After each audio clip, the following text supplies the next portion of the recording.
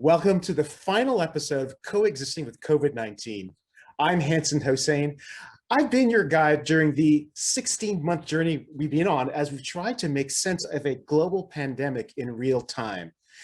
This UW Office of Public Lecture series has tapped the world's top experts who happen to be right here in our corner of the world in the heat of a crisis. I'd like to thank these entities for their support. In this episode, the end, question mark? My kids are back in school. I've received my 2 vaccine doses. The country is reopening. It's all over, right? Right? Fortunately, we have exactly the experts we need to figure out what's going on. Is herd immunity on the horizon? When can we throw out all those masks? And are those ominous signs for fall I'm hearing? Dr. Ali Mokdad is returning to our show to shed further light on these questions. He's the Chief Strategy Officer for Population Health at the UW and also a professor of health metrics sciences. Joining us for the first time is Washington State's new Secretary of Health, Dr. Umair Shah. He was recruited for this role by Governor Jay Inslee while serving as the lead public health official out of Houston, Texas.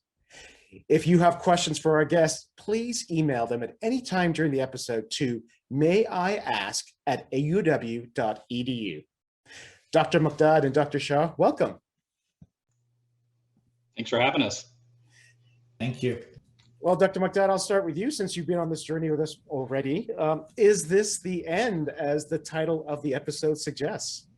It's the beginning of the end. No, it's not the end. Unfortunately, this virus is seasonal and we could see a rise in winter, and we need to come back to our sense and put the mask on and do our good behavior and continue to vaccinate as soon as possible to reach the end. It sounds a little bit shocking to hear you say that, because we all seem to feel like we can do away with our mask and go back in the public and the stores are reopening. What makes you say that we have to still be that cautious?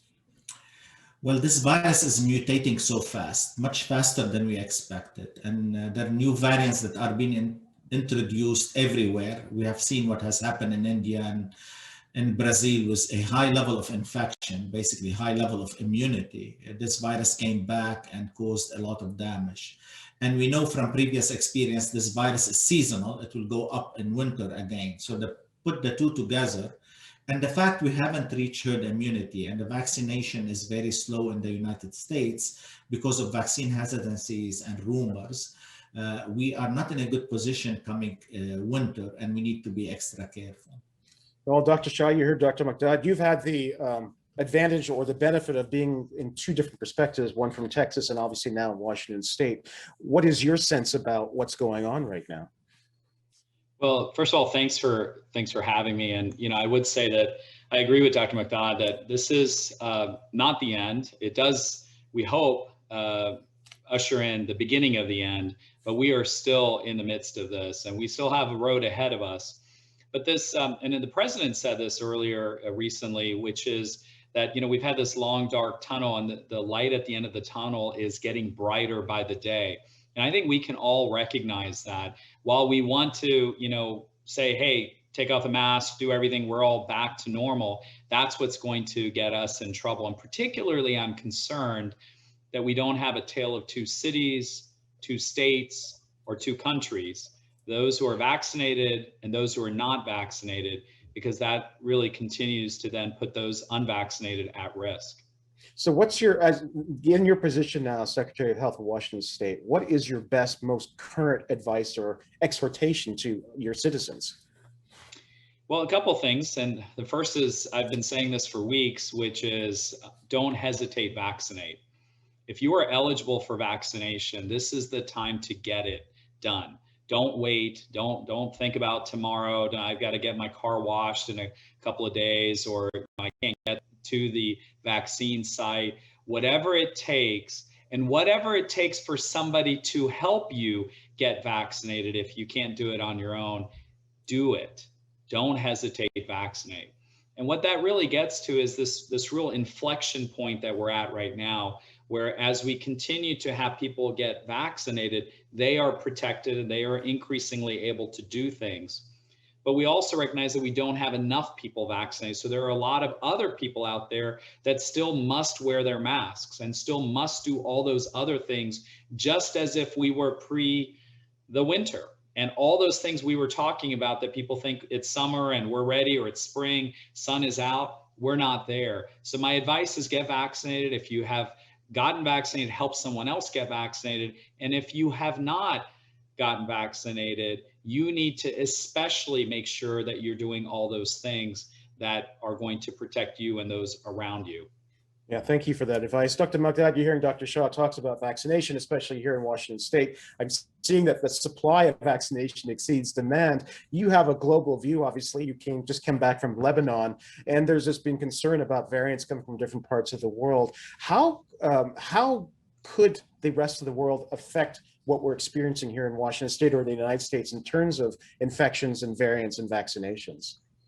No, very good question. So of course we could have a new variants coming from somewhere else. So we're not safe until everybody else is safe, but also even at the local level. And I'm so happy that Dr. Shah is here in Washington.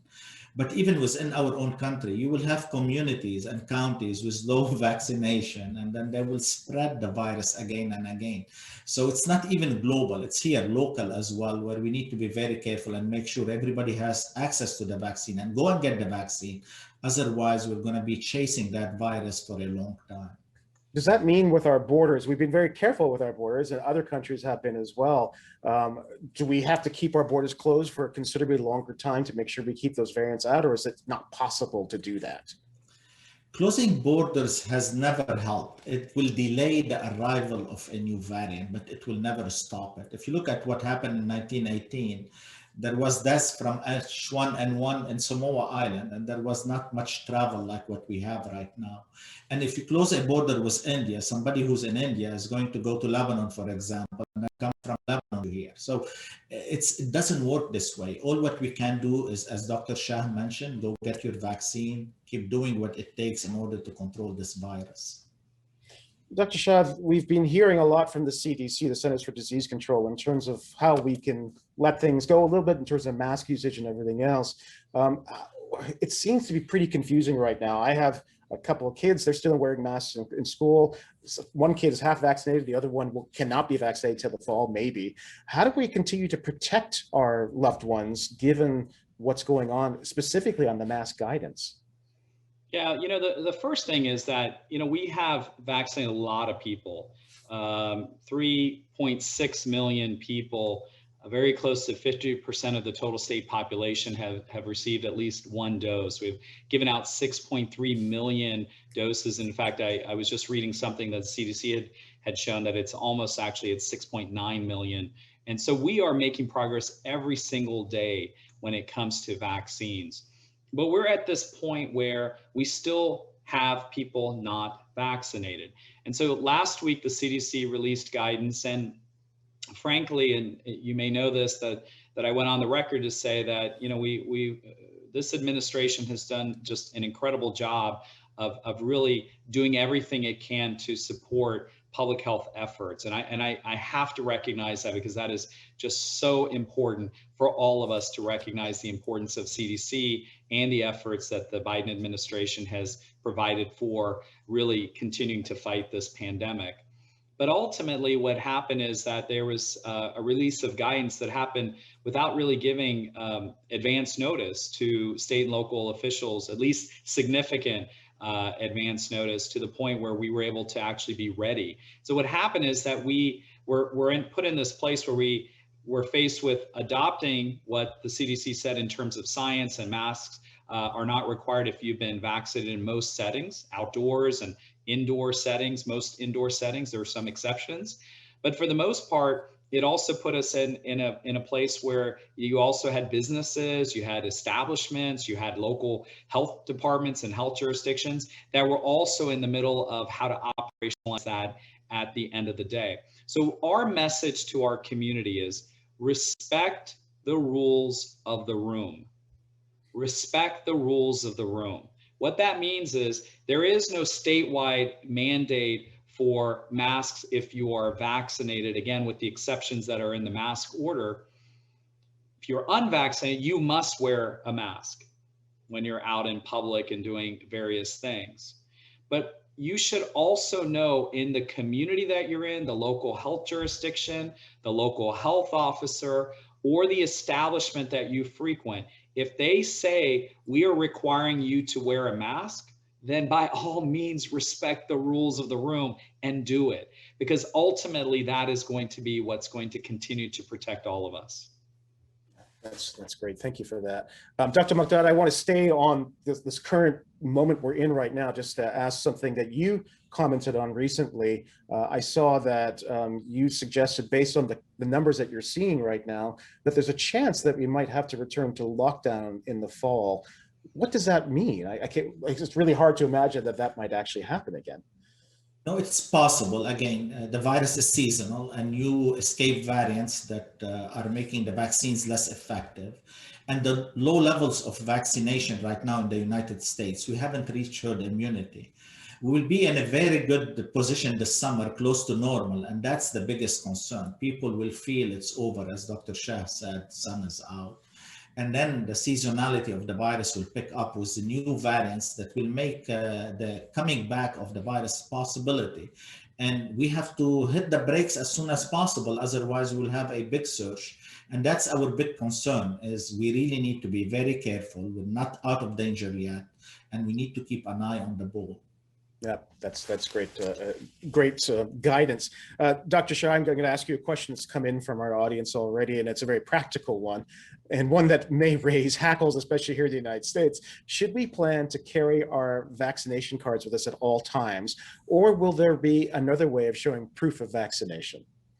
Well, even now, Hanson, we've been saying there are a couple of ways, right? You have your vaccine card. Obviously, the CDC's got a card. You can, it's got the information on there. We're asking people to go ahead and take a photo of it, put it on your smartphone, put it on your, your regular cell phone. Take a photo, have something with you, have a copy of it so you can show it if you don't want to lose it. Now, the good news is that you can also go to our website and our MyIR, where you can actually get a copy of your card if you have misplaced it. But I think the key message is that there are going to be increasingly places where again, operationalizing rules at a federal or state level are challenging, and health happens in the local community. So you're going to have businesses, you're going to have other entities who are going to potentially say, in order to do something, you are going to have to show something.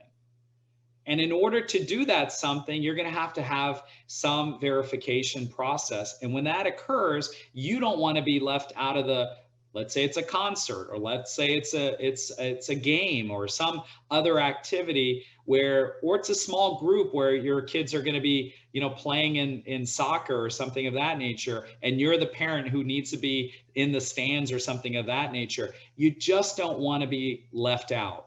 And if people can, one, get vaccinated, they will not be left out. But number two is to have some ability to show that they're vaccinated. That's also going to be helpful. Again, we want to incentivize, we want to encourage the vaccine choice to be the easy choice, the right choice, the healthy choice. I feel like a broken record. I've been in public health for all these years, and I remember saying the same thing when it came to healthy eating. We want to make sure that it's, the healthy choice is the easy choice. The same thing about community. We want to build communities so the systems around us, the environment is healthy, so that when you're out walking, you're going to be more likely to partake in that activity. Make the healthy choice the easy choice. And it's the same thing for vaccines. Dr. Mokdad, Dr. Shah is very obviously speaking very specifically about Washington State and what he would like our fellow citizens to do. When we're thinking internationally, especially around proving that you've been vaccinated, we know that there will be other countries that might have different requirements. And I know that you've been traveling as well, where we may see more digital implementations of proof of vaccine and things like that. What is your expectation, or what would you like to see around some kind of common recognition of what it means to be vaccinated, so that we can begin to open up borders and travel? And maybe the Europeans will be doing this very differently, and the Canadians will as well, while Americans might have a more reticence about some kind of common vaccination document. So this discussion is strange for somebody like me with my age. We always carry the vaccination card. My generation did. I mean, Dr. Shah knows that. For many countries in the world, for me to get inside, I had to show that I had my yellow fever. And if you look at somebody, this is from CDC. I mean, there is no vaccine out there that I didn't get because I do emergency and refugee health. Yes, we need a proof of vaccination. I totally agree with Dr. Shah. And the problem is different country will have different regulation. And like right now, I went to Lebanon. I can tell you my specific experience. I arrived to Lebanon. I have my CDC vaccination card, but Dr. Shah knows this very well. It doesn't have a stamp on it. So they said, it's not stamped, it's not official. I was like, but that's what we have. And they said, no, we need to test you again. I said, by all means, if you test me, I'm okay with that. So again, we need to abide by this regulation. We need to have a proof of vaccine, and we need to encourage people to get the vaccine. And the bottom line here is you take your vaccine to save your life. I mean, that's that major point that we need to get out there. I want my vaccine, all of us here, I want to see grandchildren, not yet, but eventually I want to be around my grandchildren. I want to be around my mom, my family. That's why we need to get the vaccine. It's not about a mask. It's not about anything else. It's about saving our lives and the lives of people we care about. It's funny. I was online even yesterday looking for a plastic laminate to protect my CDC vaccine card so I can be able to show it wherever I go, because it feels it's not particularly official. And so, yeah, it'd be nice to have something, but I can understand some of the concerns around who controls that data and how tech companies get involved with it. But yeah, don't laminate it because you may need a booster, so keep it. Good to know. Dr. Shah, one of my very close friends, when she got her first dose, said she was almost near tears, and she said, this is almost like my generation's moonshot. So, we've been talking about how we're dealing with this moment right now, but I just want to take a step back to reflect upon.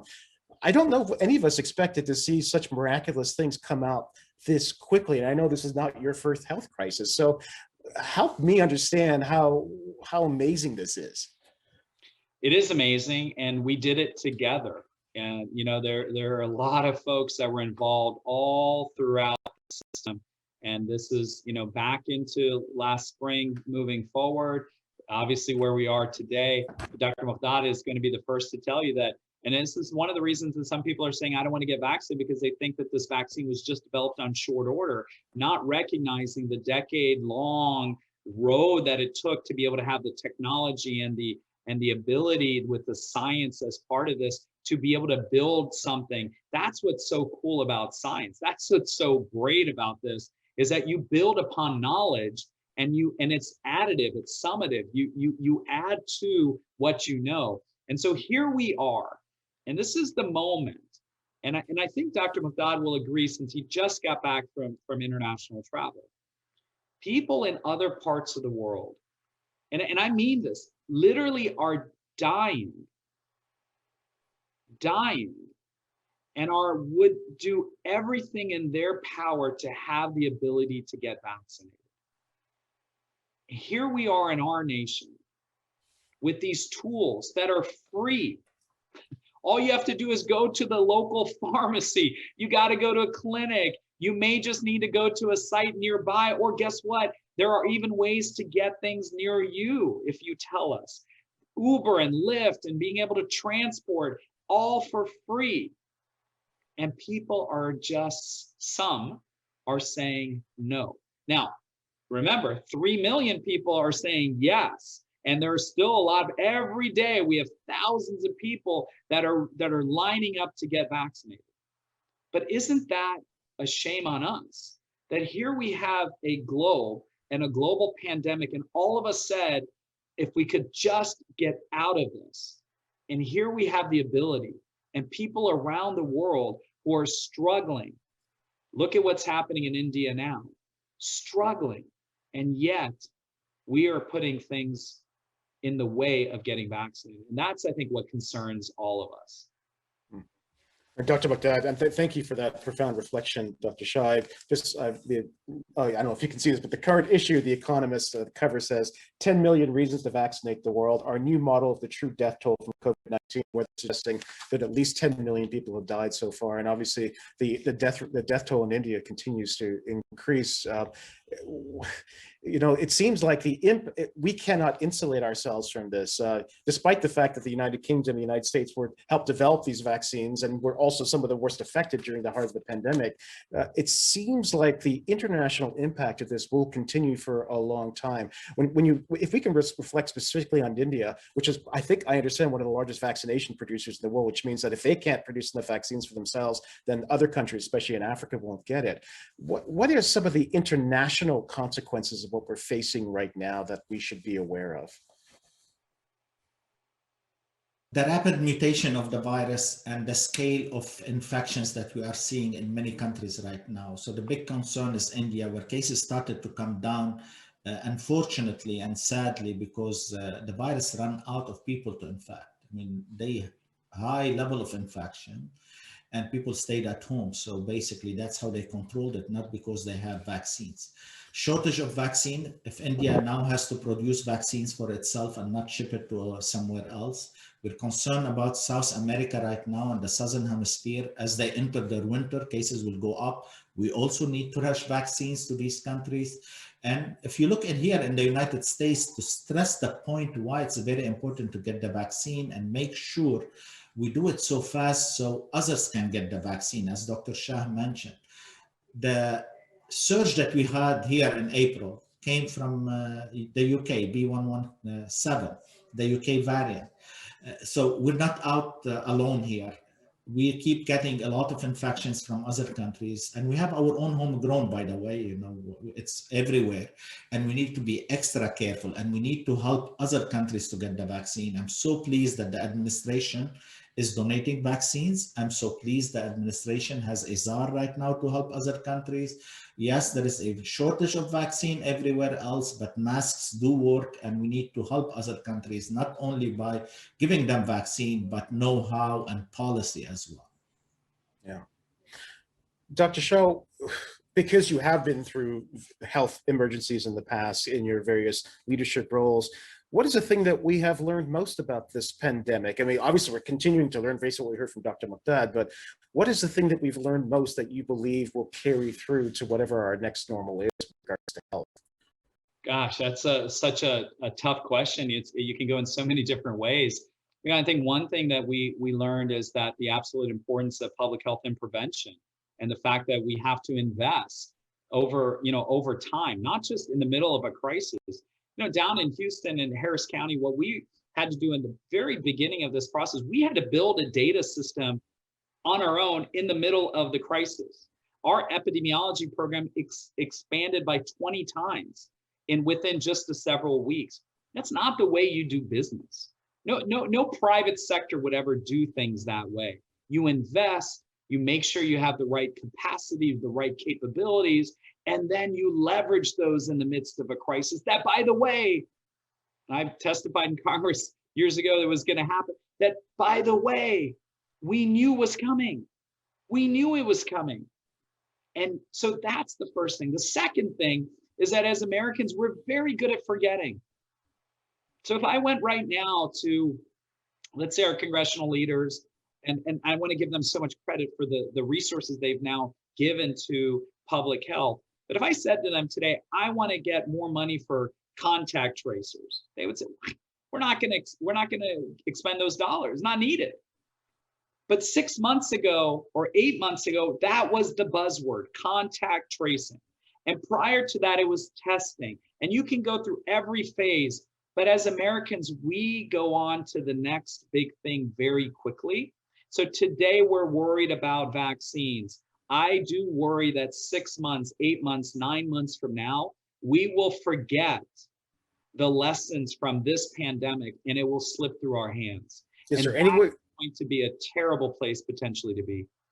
Is there any way we can not forget? I mean, because we are really good at putting out fires and then moving on to the next thing. How can we be a little bit less like ourselves and internalize more of this? Is there anything else we can do? Well, one of the things during all the crises I went through in Texas was this real way of building coalitions and leveraging the moment for what that looks ahead. Today, I've already, within Department of Health, been talking to our team about, it's not about our relationships during COVID-19. It's how do we build and sustain the momentum of those relationships and what we have done and what have we learned so we can actually have the healthiest state in the nation.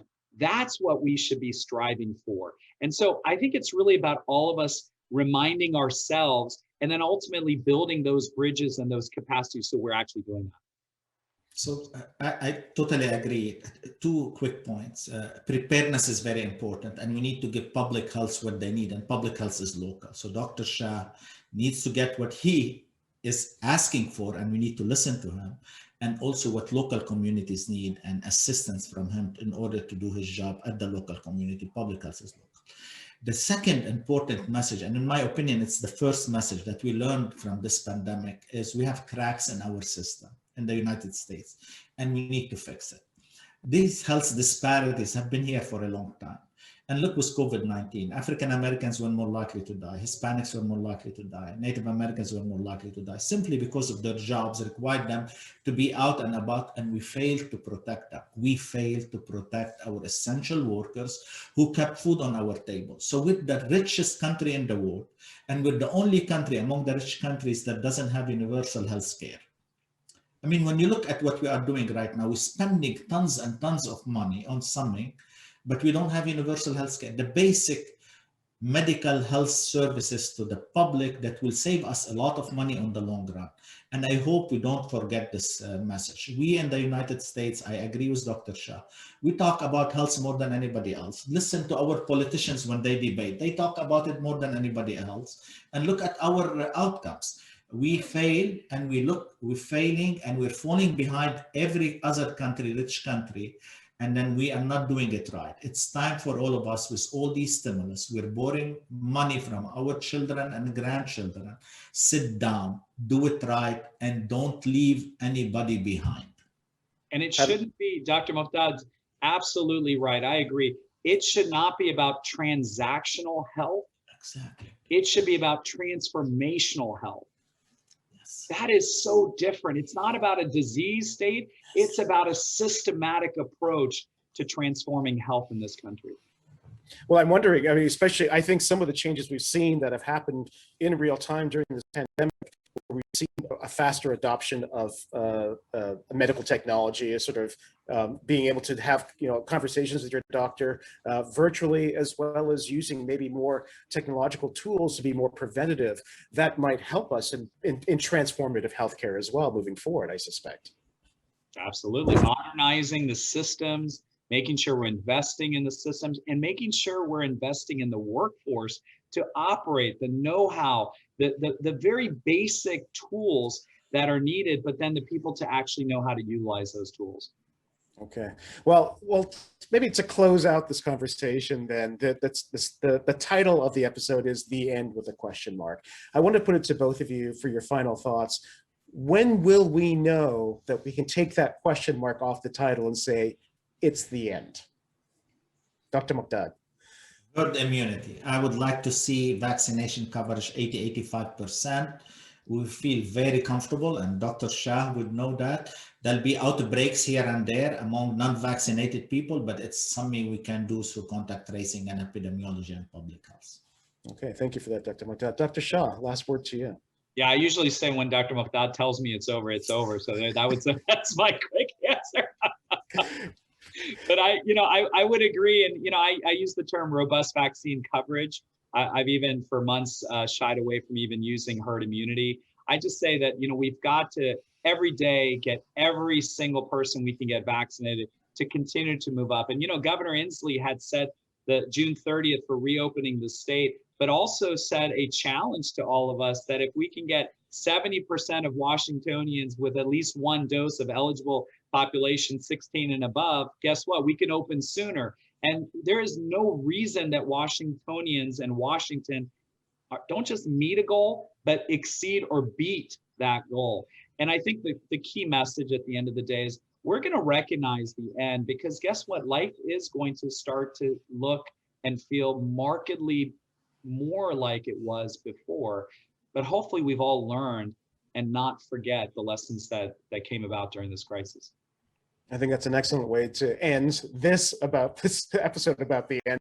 positive note as well. Thank you. So Dr. Ali Mokdad and Dr. Umair Shah, thank you for your insights and for your leadership during this crisis.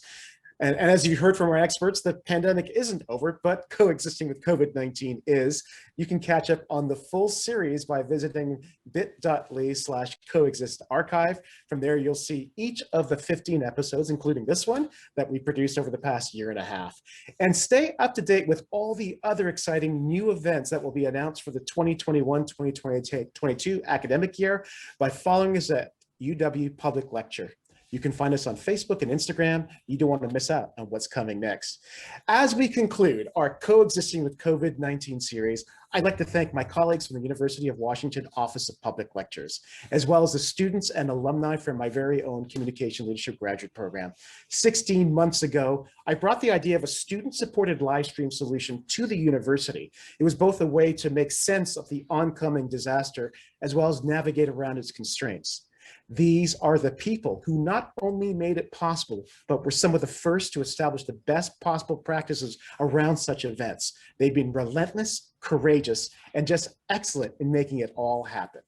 We must also acknowledge the brilliance and generosity of the amazing cohort of University of Washington faculty and state leaders who joined me to help us all understand what was happening. Thanks to them, we could make better decisions for ourselves and for our community.